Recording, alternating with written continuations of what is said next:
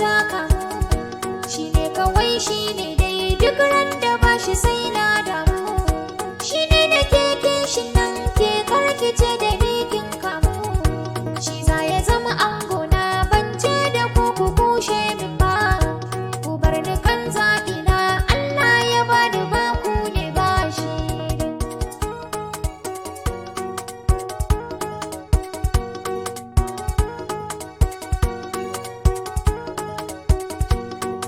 Ina ma auren nan hace sai mai da gobe, masoyiya na yarda ni dai da ke kaɗai zan rayu, kowa da mai birge sani kun ga tawa ke birge ni, farin ciki na tawa dukkan shirin ku sai ta rayu, masoyiya tashin wai ko dai mu je mu ce mun kamu, a ɗaura auren nan dai amma fa karkice na shayu, abin da ke birge ni a nuna ni maje ke mata, ke da ki sawa ranki akwai tabbacin da sai mun rayu da yaya.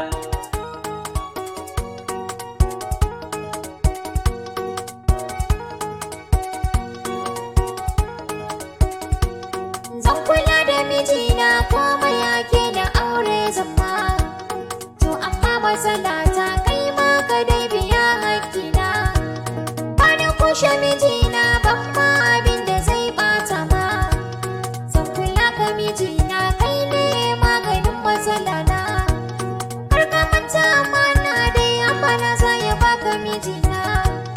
kar ka sana hawaye ko wata ranka dinga guduna,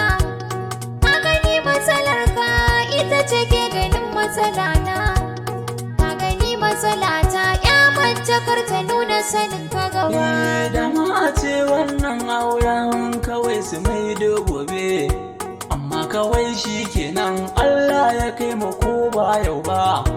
komai ki kai min su ne na tabbata ba zai zama ki ba, rashin kuɗi ciwo ne ni kuma rashin ki ne ciwo na, kin gani matsalata rashin ganin ki ban saba ba, har in kina na raye aure da wata ban shirya ba,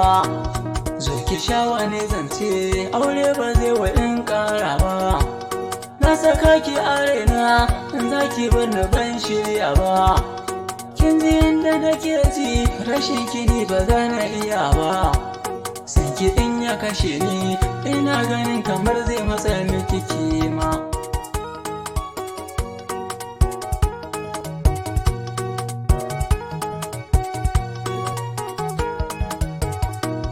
Rayuwarka nake so don Allah ni ka daina faɗa ma, to sai ya na faɗa ma kai ne ka daina nuna ina so. To tsaya ki ji zance gare ni abin da kike so, sanda na ce ina so na mace ke na furta ina so ni ma. Kaga so ya haɗa mu sai mutuwa ce za ta raba mu, kaga zana amince ƴaƴan mu duk su ce mun ummi,